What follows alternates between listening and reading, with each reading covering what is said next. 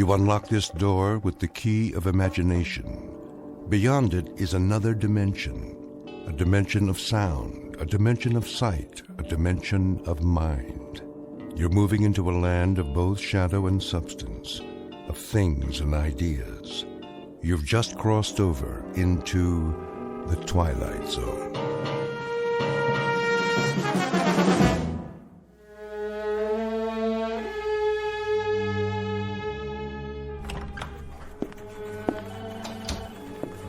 Mr. Sperry, Director of Development.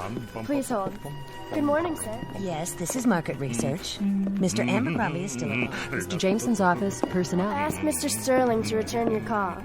Oh, hello, sir. Legal department. I'll connect you with Mr. Farwell. No, he hasn't. Not yet. May I take your number? Miss Pepper. Mr. Feathersmith, how are you this morning? Miss Pepper, when the old gentleman arrives, will you show him in? Of course, sir. Is there anything I can get you? The mail's on your desk. I have a list of your appointments. The old gentleman, that would be... Mr. Dietrich? Then it's Der Tag. What's that? The day. Today? Isn't that right, Helen? Well, he has an appointment. He's going to get it. Mr. Feathersmith will have him drawn and quartered and served up in the executive dining room with an apple in his mouth. Shh, there's Mr. Dietrich. Excuse me. I have an appointment to see Mr. Feathersmith. Oh, yes, Mr. Dietrich. If you'd let him know that I'm here. He's expecting you, sir. Go right in. Thank you very kindly. Yes. Mr. Dietrich, sir? Come in. I can just see him now, that big happy grin before he draws blood. Have a cigar, Mr. Dietrich, before I rip you to pieces.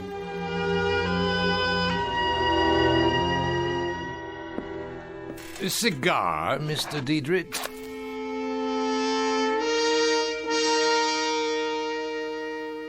You're about to witness a murder, a willful, predatory case of homicide. The victim is a Mr. Sebastian Dietrich, age 77. The killer is a Mr. William Feathersmith, a robber baron whose body composition consists of refrigeration coils covered by thick skin. In a moment, Mr. Feathersmith will proceed on his daily course of conquest and calumny with yet another business deal. But today's deal will be one of those bizarre transactions that take place only in an odd, out-of-the-way marketplace known as the Twilight Zone. And now, back to the Twilight Zone with Of Late I Think of Cliffordville, starring H.M. Wynant, with Stacy Keach as your narrator.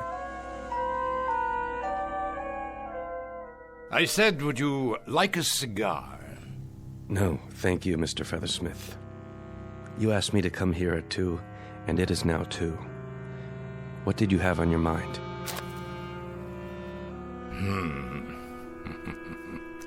You've never cared much for my personal habits, have you, Dietrich? Smoking, for example. Whether I do or don't is really not at issue, Mr. Feathersmith, but the extent of time that you keep me here is, on the other hand, of considerable import. I'm a busy man. I'd like to get on with it. Oh, by all means. We've gone a pretty far route, the two of us. Have we? I owe you a great deal, Mr. Dietrich. I remember vividly the afternoon many, many years ago, back in Cliffordville. You called me into your office. You ran a rinky-dink, nickel-and-dime little tool shop. And you said, Bill Feathersmith, I like your style, boy. I want you in with me. Do you remember that afternoon? I shall never forget that afternoon, Mr. Feathersmith. I've thought about it a good deal in the ensuing years, and I've never ceased to regret it. You never did like me. I wouldn't say that. I have disliked and detested you with great cordiality.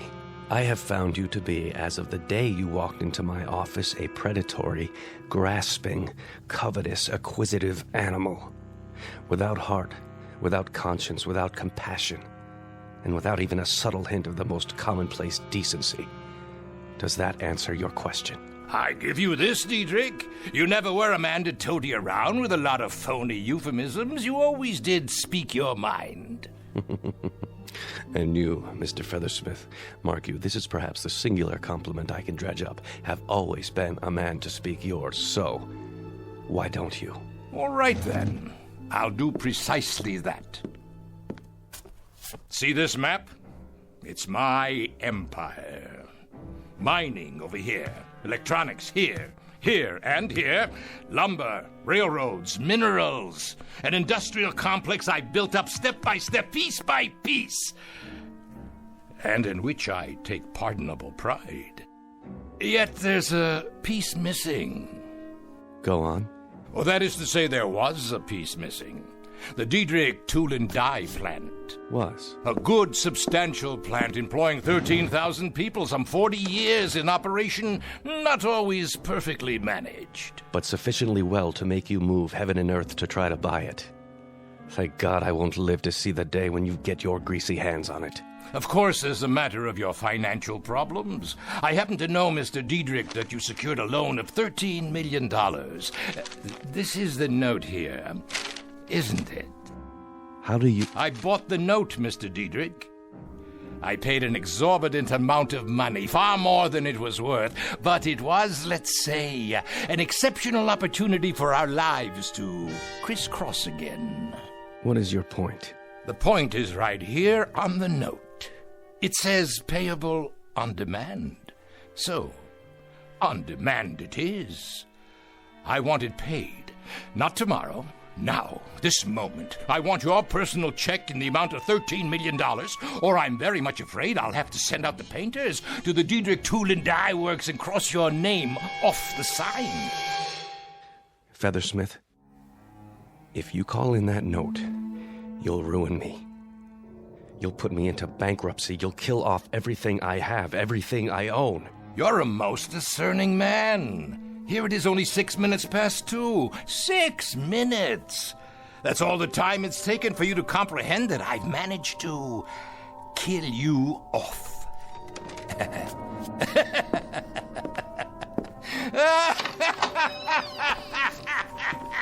Mr. Diedrich, are you all right? Sir, is everything... Would you like to sit down? You look so pale.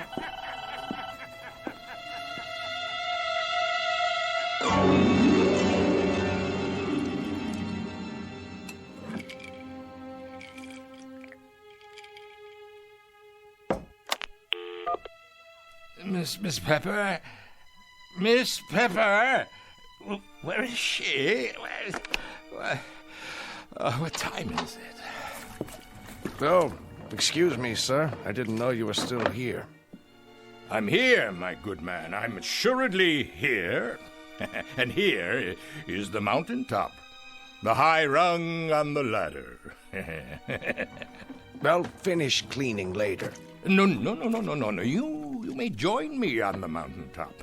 Here I am, way up on the mountain, like who was it? Genghis Khan or Julius Caesar? Julius Feathersmith.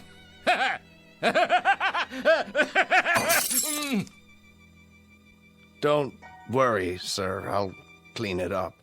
Who are you, anyway? I'm Hackett, sir. The custodian, top 3 floors. Well, how would you like a drink, Mr. Custodian of the top 3 floors? Yes, I have another bottle somewhere. Thank you, no, but I appreciate it. How long have you been performing this illustrious task? 34 years, sir. I've been 34 years in the building. I got a gold watch last year. A gold watch? After 34 years. That's practically as long as I've been in the building. But I didn't start here. No. I know indeed. I started in a little town called Cliffordville. Ever hear of Cliffordville, Mr. Hackett? That's a coincidence, Mr. Feathersmith. I was born in Cliffordville. Grew up there. Well, then we have something in common. We're both from Cliffordville, and we both put on our pants, one leg at a time. But there, the similarity ends. Come here, I want to show you something. Yes, sir? See this picture on the wall? Know who it is? Why, I'm not sure. That's William Feathersmith. Me.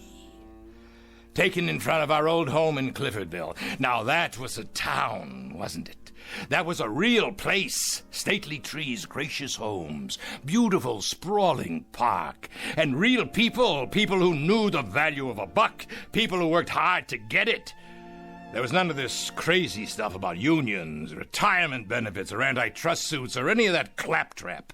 Those were the real times, when a man could go up to the stars if he had a mind to, and the legs to carry him, and the fingers to reach out and grasp. Not like now. Nah, not like now at all. I reckon so. I'm going home now, Mr. Hackett. May as well. No place else to go. Yes, sir. I've been sitting here for 3 hours, all by myself, thinking about Cliffordville. About how I wished it was that way again. I had an old man here today, Diedrich. He gave me my first real job.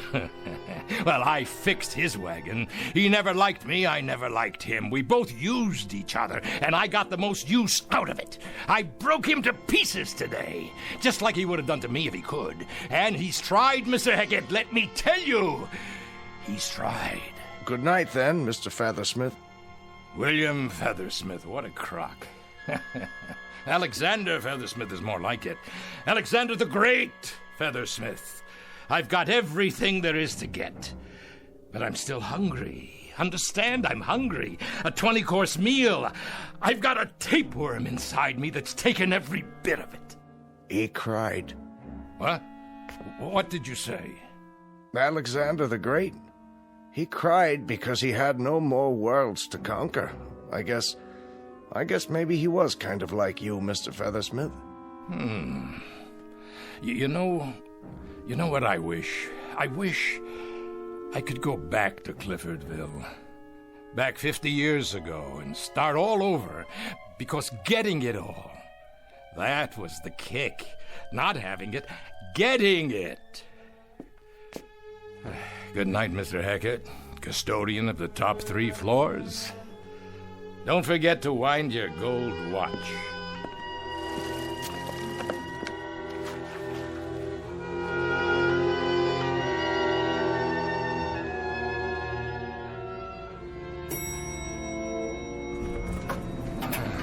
Oh, at last. Hold on. This isn't the lobby. Hey, wait! I said wait! Where? 13th floor. Oh, great. But this building doesn't have a 13th floor. Hello? Who's there? Hello? Hello? I'm glad you're still here. The elevator let me off at the wrong floor. Oh, how do you do, sir? I was just about to close up. Who are you? Devlin. Just Devlin? The first name's not important. No. I own this building. I'm aware of that, Mr. Feathersmith. What I'm not aware of is you're having an office here, whoever you are. Oh, I've just opened it, Mr. Feathersmith. Devlin's Travel Service. As a matter of fact, I opened it for your convenience. Mine? Would you care to come in? Why? Why, because, Mr. Feathersmith, we've got some business to transact, you and I. Please, have a seat. There's no reason why we shouldn't be comfortable, is there? I must have missed something. We have business? What sort of business? Travel, of course. I've been expecting you. You have? Sit, please. Now, isn't there anywhere you'd like to go? Your heart's desire? Well, there was this town. Of course there was. The name of the town was Cliffordville. Ah, yes, Cliffordville. And it was a pleasant town? It was better than pleasant. And there were the local girls. Oh, beautiful, just beautiful. They always are. Go on, you were saying? I remember old Doc Wagner, too. Treated me when I broke my arm. That's another thing. There was none of this blood pressure, basal metabolism, cholesterol nonsense. Old Doc Wagner looked at your tongue and wrote out a prescription, and that was it. And the food, simple, fair, healthy, and delicious. That was the way life was then. Simple. And you enjoyed that, didn't you? What? No, I didn't have time to enjoy anything. But I did what I wanted to do. I worked, I scrambled, I dug, I scratched, I pushed, drove, and I went up. Understand? I went up. And now you're all the way up. But you're simply bored. That's what it is, isn't it, Mr. Feathersmith? I'm worse than bored. I don't have any purpose now. No plans now. No drive because there's no place left to go. Are you sure? The sign on your door, what does it mean exactly? A succinct suggestion of the kind of service I offer, Mr. Feathersmith. And that is? Just as it says. Travel.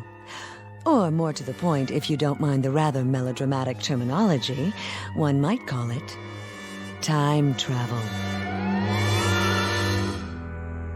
Miss Devlin, I think we may have something to talk about after all. Indeed, Mr. Feathersmith. You've got everything you want.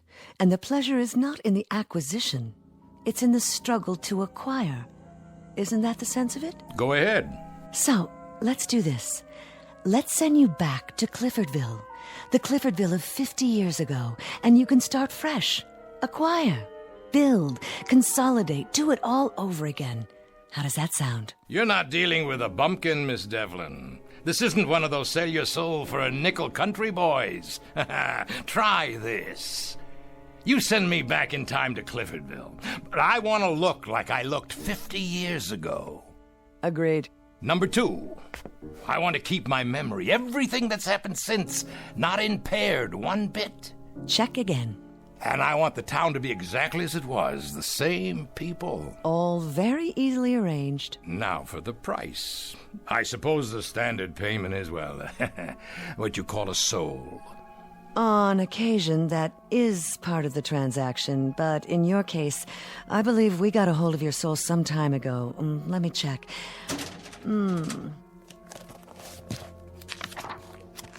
Oh, yes, here it is. There was the crash of the Trans-Mississippi debentures, the company you bought and manipulated. You ruined several hundred people with that bit of chicanery.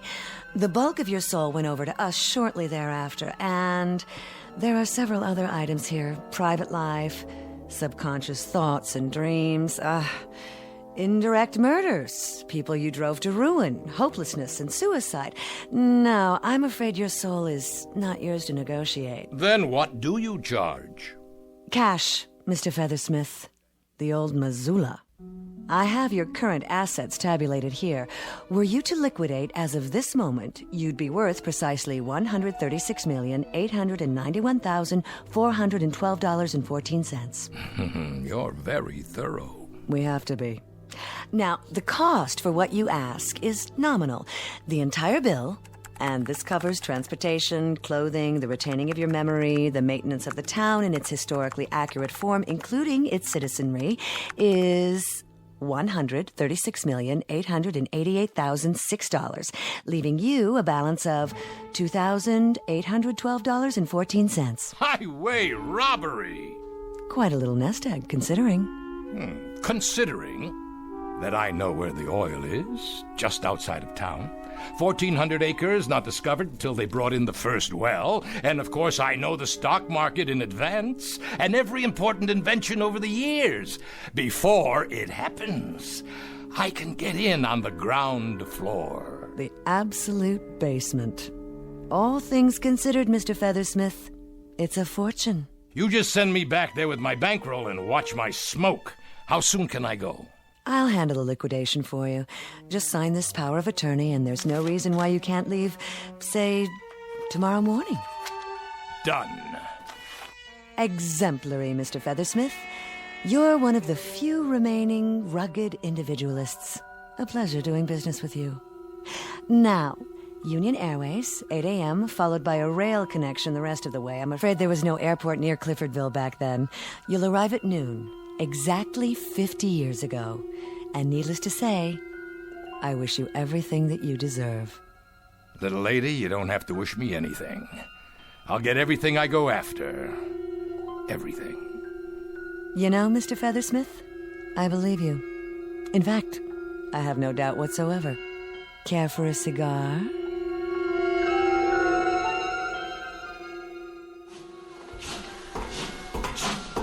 Here's your stop, sir. Are you sure? Yeah, this is it. Yes, there's the town square. You need a hand with your bags? I don't have any bags, and I don't need a hand from anybody. Then good day to you, sir. Enjoy your stay in Cliffordville. All aboard! Cliffordville. The devil, you say?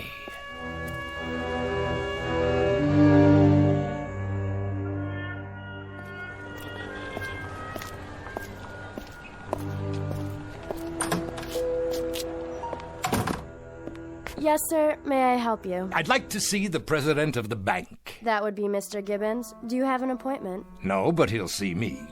He's having his lunch right now. Tell him Mr. Feathersmith is here to talk about investments. Some very important investments. All right, sir. I'll tell him. Take your time, sweetie. By the time the bank closes, I'll have this dumpy little milk stop tied up with a ribbon around it, deliverable to me.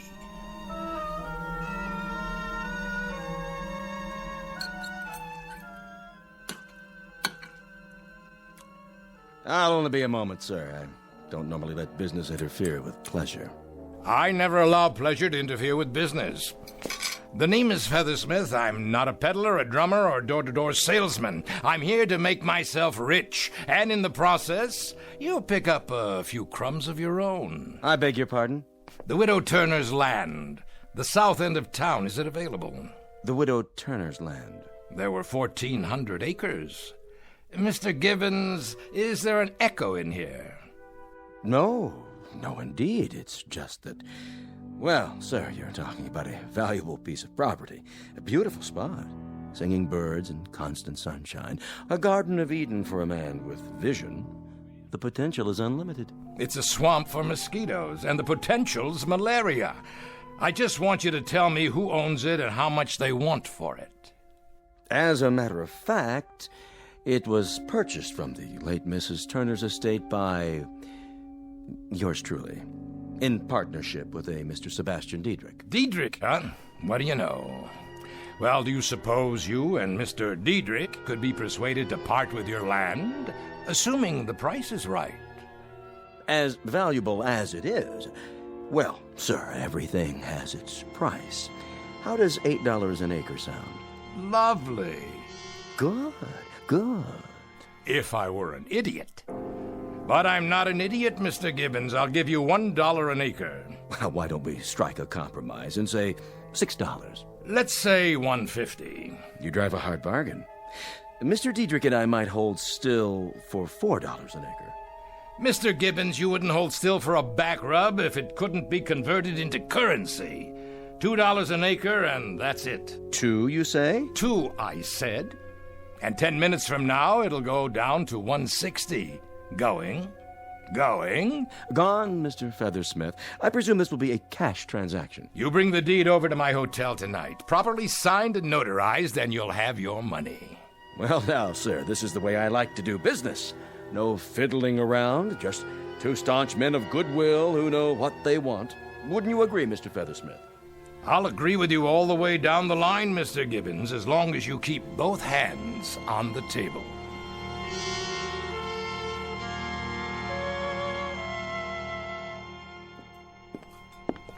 Ah, Mr. Feathersmith. Right on time. I don't believe you two gentlemen have met. This is my associate, Mr. Diedrich. How do you do? Yes, I recognize you, Mr. Diedrich. So very, very much younger, though. You have me at a disadvantage, sir. Never mind. Sit down. Please. I presume you have the cash? 1,403 acres, $2,806. You like to put all your eggs in one basket, don't you, Mr. Feathersmith? Don't concern yourself, Mr. Diedrich. I happen to have an exclusive contract with the hen. Waiter, beer's all around. Right away, sir. All right, gentlemen, let's get down to cases, shall we? When it comes to a fast shuffle, I don't mind telling you I'm a very knowledgeable dealer. Comment, Mr. Diedrich? You have the floor, Mr. Feathersmith. You seem rather anxious to have it. Just a human frailty to gloat a bit when one has just skinned a couple of professional skinners. I suppose you're thinking that when this pigeon flew into town, you plucked him bald. Well, I sent a telegram to a geologist this morning. He came in on the 1 o'clock train, spent the afternoon out at the Widow Turner's land, made some preliminary soil tests. Care to hear the results? Feel free, sir. Then I'll oblige. That crummy swampland you sold for $2 an acre is worth 1,000,000 times that. There's oil in that ground. Oil, understand? Black gold, enough to produce 500 barrels a day for the next 1,000 years. Oh, I swear I could almost feel sorry for you. Maybe you didn't hear me. Oh, we heard you. Oil. How's that for a shocker?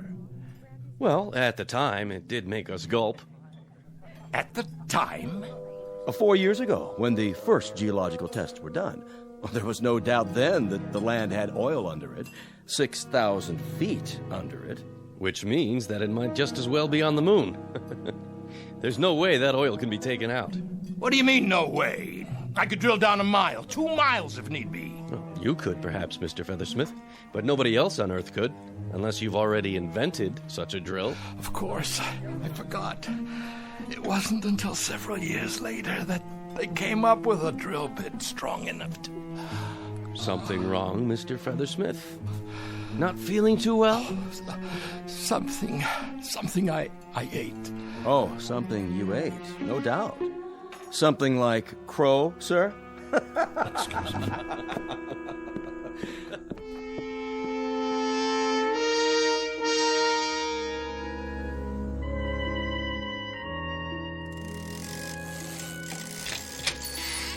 Mr. Kronk, this here is Mr. Feathersmith. Yeah, he says he wants to talk to us about inventions. What kind of inventions? Something that'll turn this 2-bit bicycle shop into a factory. Such as? Well, for starters, how about a motor-driven scooter for kids? You want to enlarge upon that, Mr. Feathersmith? What do you mean enlarge upon it? It's a gadget that gets kids around town. Teenagers, too, even businessmen. What's it used for? It's used to make about $200 million. That's what it's used for. Lightweight aluminum with wheels and an electric motor. What's wrong with foot power? Everyone's going to want these. Kids will be begging Santa Claus for them. Look, I'm handing you the whole thing on a platter. All you have to do is build it. Well, I'll tell you what. You draw me a blueprint and some specifications, and Mr. Clark and I will give it a try. I'm no crummy draftsman. I've given you the principle. All you have to do is manufacture it. Not without a blueprint and specs and some backing. You have any money? I can get it. Anyone with a little imagination could see. Well, only place that makes loans around here is the bank. That'd be Mr. Gibbons. You better talk to him first, with your blueprints, of course. I don't need you. What other machine shops are there in this hick town? Well, you might try Otis over at the gas station. He's got all kinds of tools. Of course, he's pretty busy regrooving people's tires. See you in the funny papers, boys. You'll live to regret this, mark my words. What was his name again? Featherhead?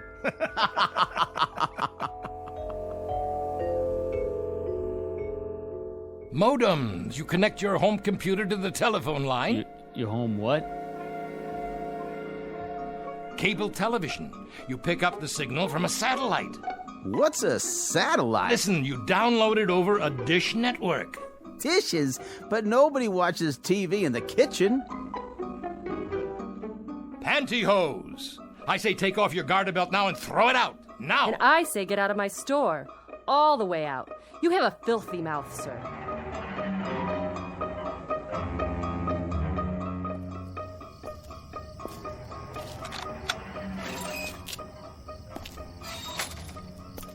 Diedrich! I know this is your house. Come out here. Who's out there? It's me, Feathersmith. Do you know what time it is? It's 50 years too early. That's what time it is. Listen, I played it all wrong. I should have had it done the way it happened in the first place. I'll start in the morning, just like I did before. What are you talking about? You said I had get up and go. You said I had drive. Then I went to work for you and I moved up from there. You want to do what again? I want to go to work for you. I wouldn't hire you if you were the last man on Earth. You're a loudmouth clod born to get suckered out of his last quarter. Now let me have my sleep. I got to rest. Oh, this pain in my chest. Are you all right, sir? You look pale. Why don't you sit down on this bench? Doc Wagner? Is that you? Now, you must be the new fella in town. Nothing but idiots in this place. Now, take it easy. That's not a very good pulse. Not good at all. Never mind that. How do I get through to these village idiots here? They're peddling their lives away on bicycles, and I'm trying to give them the space age. I don't know much about that. But I can tell a bad pulse when I feel one, and yours feels like the heart of a 75-year-old man. You sure don't take care of yourself. What did you say? The pulse of a what? A man in his 70s. If I've said it before, I've said it 100 times. Modern man drives himself to an early grave just trying to keep up with the pace of life nowadays. Why, that dirty, cheap little thief. She didn't change me inside. That's why I'm so tired. That's why I can't make it here, because inside I'm old, the way I was. Swallow 2 of these pills. You horse doctor. I remember when you were diagnosing acute appendicitis as cramp colic. Go on, get out of here. You couldn't diagnose anything. Well, I can diagnose insanity when I see it. And that's what my diagnosis is in your case. Insanity. Plain and simple. I don't need you. I don't need this jerkwater town. If I were you, I'd check myself in for observation. At a mental hospital. Well, you're not me. It was that Devlin dame. That dirty, two-timing little hustler. Why, Mr. Feathersmith, everything all right? You look a bit queasy. You miserable. Now, let's be fair. Nothing was said about changing your chronological age. You wanted to look 30. And you do. We said nothing about your insides. Your heart, veins, kidneys. What about this town? You wanted it as it was. The contract was very specific. It's really not my fault that your memory is so imperfect. And as to the possibility of investments, your problem was that you leapt before you looked. But everything else is wrong, too. I mean, the deals, the inventions. They've never heard of space shuttles or microchips or... Of course they haven't. And you, Mr. Feathersmith, because you're a wheeler-dealer, a raider, because you're a taker instead of a bringer, you are now what is commonly referred to as behind the old 8-ball. Look, I don't want much. I swear to you. Make it the way it was, that's all. Get me back with Dietrich. Let me start out there, that's all I ask. I think we might be able to arrange that. Mind you, purely as a gesture of sympathy, though it hurts me to mouth the word. Frankly, you are so unhappy, so totally abject a creature that I cannot find it in my... well, in the place where you'd normally find a heart, to leave you here. There's a train out at midnight. A special train. Bless you, Miss Devlin. Please. I won't forget this. There is a small surcharge for the service. How much? $40. Things do cost, Mr. Feathersmith. I don't have $40. I don't have 10. I don't have... What's this in your pocket? Well, how about that? This is your night. You have one negotiable item left. The deed. All you need to do is liquidate it. But who'd buy it? That I wouldn't know. What do I do? You've got a few seconds. Find yourself a customer. It's as simple as that. But where? There's a young fellow over there on his way home. You could ask him. It's bargain night, right here. Huh? 1,400 acres of singing birds, constant sunshine, all for $40. Here, please. Well, for $40, I might be able to... All aboard! Please hurry. There. You won't be sorry. You'll be rich. Hey, what's your name, young fella? Hackett, sir. Bill Hackett.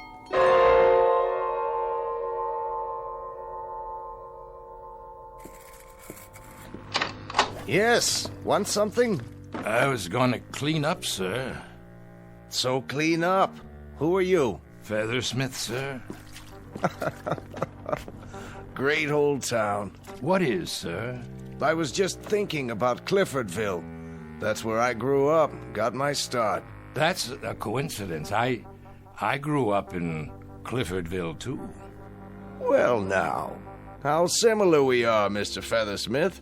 We both came from Cliffordville, and we both put our pants on one leg at a time. And here we both wind up in the same building, each with his own particular function, eh? Yes, sir, our own particular function. They gave me a gold watch 4 years ago. My 40th year as custodian. Well, now, maybe for your next 40 years, if you really apply yourself, Featherstone, I'll get you a box of these imported Cuban cigars. What do you think of that? That sounds great, Mr. Hackett, sir. Have one now, why don't you? On me.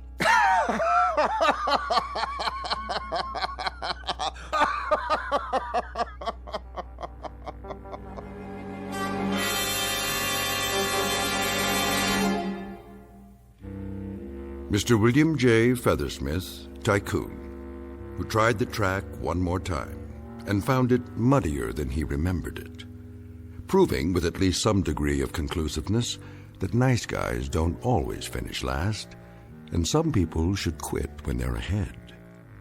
Our tale of Iron Men and irony, delivered FOB from the Twilight Zone.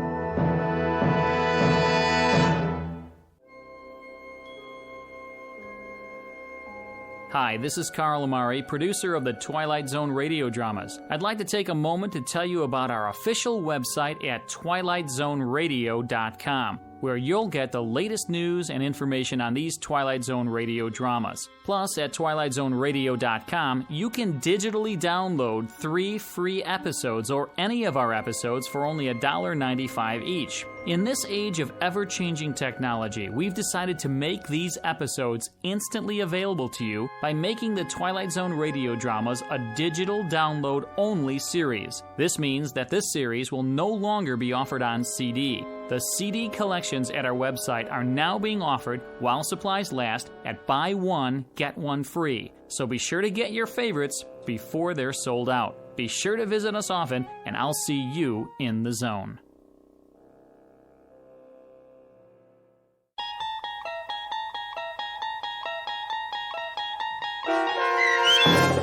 Of late, I Think of Cliffordville, starring H.M. Wynant, with Stacy Keach as your narrator, was adapted for radio by Dennis Etchison and based on a script by Rod Serling from a story by Malcolm Jameson. Heard in the cast were Susan Hart, Joe Forbrick, Doug James, Christian Stolte, Mike Baccarella, Jeff Lupiton, Meg Thalken, Jessica Schramm, Lynn Foley, Carl Amari, and Christy Schramm. To learn more about the Twilight Zone radio dramas and to obtain audio cassettes and CDs of these programs, visit our website at twilightzoneradio.com. This copyrighted radio series is produced and directed by Carl Amari and Roger Wolski for Falcon Picture Group. Doug James speaking.